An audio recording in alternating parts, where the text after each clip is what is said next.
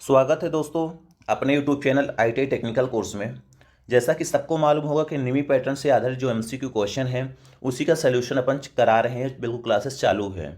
इसके अलावा यदि बुक से भी आप पढ़ना चाहते हो, बुक का भी कुछ मैंने पढ़ के अपलोड कर दिया है, कैसे पढ़ाई की जाती है, बुक से कैसे क्वेश्चन निकाला जाता है जो कि एग्जाम से रिलेटेड क्वेश्चन होते हैं, तो वो भी आप देख सकते हो। DC टॉपिक का बुक था, वो चैप्टर चल रहा है।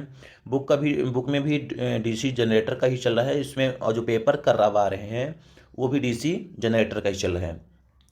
आज के इस वीडियो में सिर्फ मैं 15 क्वेश्चन निमी से जो आते हैं क्वेश्चन वो अपलोड कर देंगे और 15 क्वेश्चन का डिस्कशन कर लेते हैं। आगे बढ़ने से पहले रिक्वेस्ट करूंगा कि आप लोग चैनल पे नए हो, चैनल को सब्सक्राइब करना, लाइक कर देना, शेयर कर देना। चलिए आते हैं फर्स्ट नंबर क्वेश्चन पे। जैसे बोला है कि DC generator pay slip ring का क्या कार्य है। अब आप लोगों को मालूम होना चाहिए स्लिप रिंग होती क्या है, तभी तो उसका यूज बता पाओगे।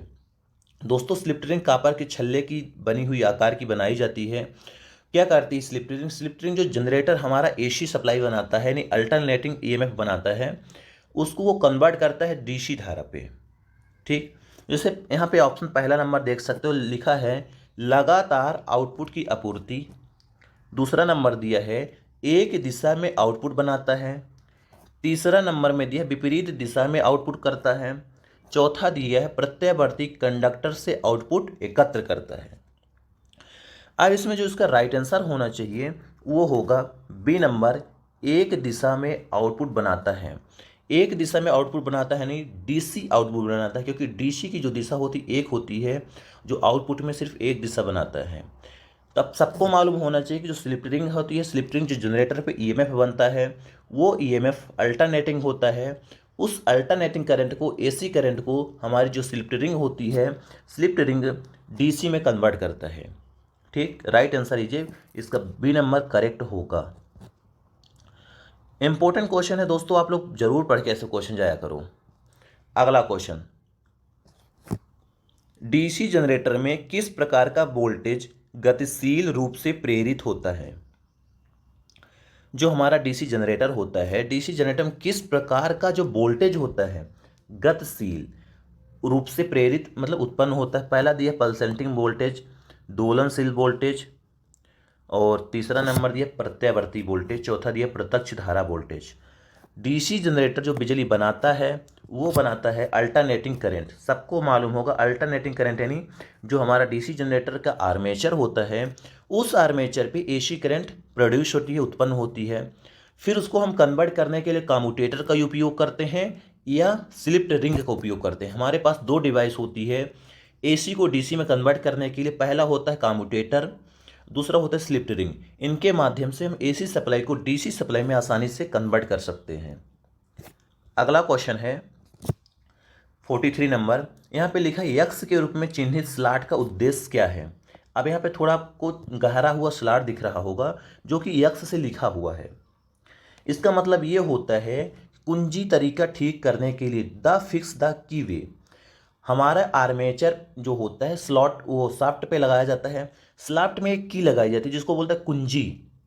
कुंजी के मतलब, की का मतलब ये होता है कि उसको लॉक करने के लिए, ताकि हमारा आर्मेचर कम्यूटेटर से बिल्कुल लॉक हो जाए, फिक्स हो जाए, इधर उधर मूव ना करे। इसीलिए इसमें स्लॉट यानी खांचा बनाया जाता है लॉक करने के लिए, कुंजी तरीका ठीक करने के लिए, the fix the key way. Right answer इसका ए नंबर करेक्ट होगा। अगला क्वेश्चन है 44 नंबर। 44 नंबर क्वेश्चन ये है DC जनरेटर में फील्ड कॉइल का उद्देश्य क्या है। जो DC जनरेटर होता है, DC जनरेटर में फील्ड कॉइल लगाई जाती है। अब सबको मालूम होगा DC जनरेटर में पोल बनाए जाते हैं और पोलों पर ही फील्ड वाइंडिंग लगाई जाती है। इस फील्ड वाइंडिंग का उद्देश्य क्या है लगाने का। जो DC जनरेटर में फील्ड कॉइल जो लगाने का उद्देश्य क्या है, इसका उद्देश्य ये है कि इसमें जो कुंडली flux the magnetize the pole to produce coil flux, कुंडली फ्लक्स का निर्माण करने के लिए ध्रुवों को चुंबकित करना।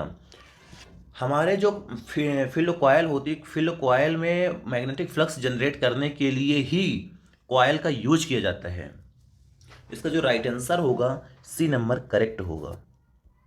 अगला क्वेश्चन है 45 नंबर क्वेश्चन। 45 नंबर क्वेश्चन ये है बड़े डीसी जनरेटर मशीनों के पोल कोर बनाने के लिए किस धातु का यूज किया जाता है? दोस्तों, छोटे जनरेटर और बड़े जनरेटर के मशीन के जो पोल होते हैं, पोल बनाने के लिए यहाँ पे लिखा है पोल कोर बनाने के लिए किस धातु, कौन से मटेरियल का यूज किया जाता है? इसका जो राइट आंसर होगा सी नंबर होगा, ढलवा इस्पात, कास्ट स्टील का यूज किया जाता है जो पोल होते हैं, पोलों को बनाने के लिए डीसी जनरेटर के। अगला क्वेश्चन है 46 नंबर। क्यों पोल कोर स्टंपिंग डीसी जनरेटर में पटलित करते हैं? जो पोल कोर होती हैं डीसी जनरेटरों पे, उसको पतली पतली लिमिनेशन क्यों करते हैं, ऐसा क्या कारण है?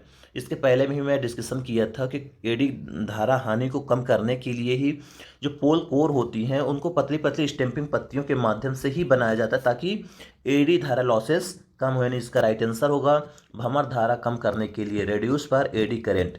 राइट आंसर इसका डी नंबर होगा। अगला क्वेश्चन है 47 नंबर। इलेक्ट्रोप्लेटिंग प्रक्रिया के लिए किस प्रकार के डीसी जनरेटर का उपयोग किया जाता है? इलेक्ट्रोप्लेटिंग जो बैटरियों में होता है, एक धातु को दूसरे धातु में परत चढ़ाने की विधि को इलेक्ट्रोप्लेटिंग कहते हैं। उसमें जो हम लोग जनरेटर का यूज करते हैं वो जनरेटर का नाम बताना है, कौन से जनरेटर का यूज करते हैं इलेक्ट्रोप्लेटिंग प्रक्रिया में। तो इसका जो राइट आंसर होना चाहिए ए नंबर होगा, क्योंकि डीसी शंट जनरेटर ही हम लोग इलेक्ट्रोप्लेटिंग प्रक्रिया में यूज करते हैं। अब यहाँ देखिए जनरेटर का उपयोग पूछा है कि इलेक्ट्रोप्लेटिंग प्रक्रिया में कौन से जनरेटर यूज करते हैं, शंट जनरेटर यूज करते हैं। सारी ये क्वेश्चन मैंने करा दिए, क्लास में भी अपलोड कर दिए हैं, आपको डिस्कशन करके हर जगह करा दिए हैं, आपको डाउट नहीं होना चाहिए।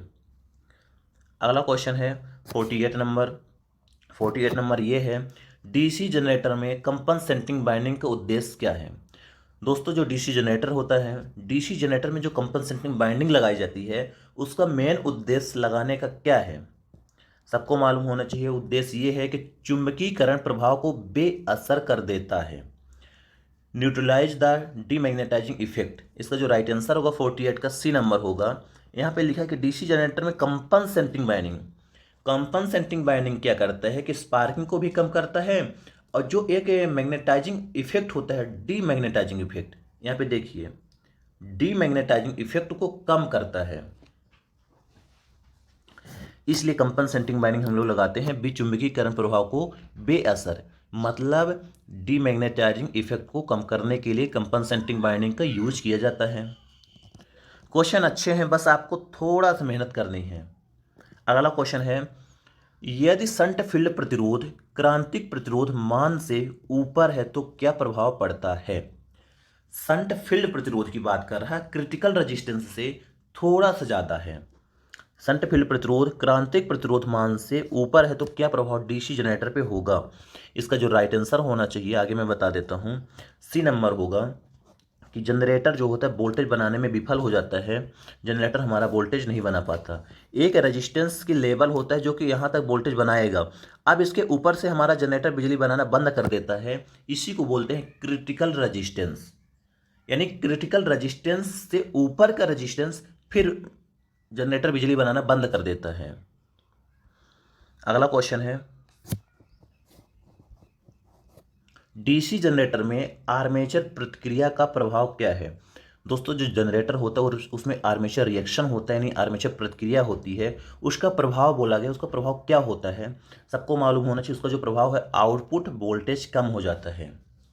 डीसी जनरेटर में आर्मेचर प्रतिक्रिया का प्रभाव जो होता है उसके कारण आउटपुट जो वोल्टेज होता है वो कम हो जाता है।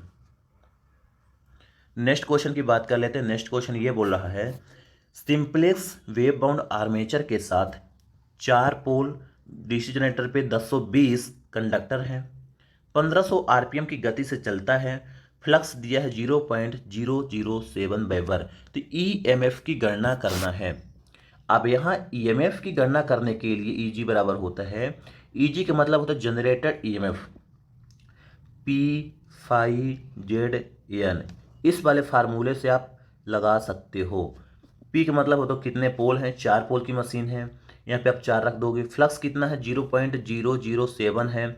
जेड कंडक्टर की संख्या कितने हैं, 1020 है। नंबर ऑफ स्पीड 1500 आरपीएम घूम रहा है। आप मल्टीप्लाई कर दोगे, निकाल सकते हो बहुत आसानी से। इसका जो राइट आंसर होगा मैं बता देता हूँ, इसका राइट आंसर होगा सी नंबर, 357 वोल्ट हमारा जनरेटर बिजली बनाएगा। अगला क्वेश्चन है, बड़े डीसी जनरेटर में आर्मेचर प्रतिक्रिया के प्रभाव को कैसे बेअसर किया जा सकता है। दोस्तों, जो बड़े डीसी जनरेटर होते हैं उसमें जो आर्मेचर रिएक्शन, आर्मेचर प्रतिक्रिया के प्रभाव को कैसे हम बेअसर कर सकते हैं। इसका जो राइट आंसर होगा सी नंबर होगा कि इंक्रीज ब्रश कॉन्टैक्ट रेजिस्टेंस। हम ब्रश जो कार्बन ब्रश यूज करते हैं उसमें रेजिस्टेंस की वैल्यू बढ़ा देंगे तो हमारा स्पार्किंग कम हो जाएगा। नेक्स्ट क्वेश्चन है,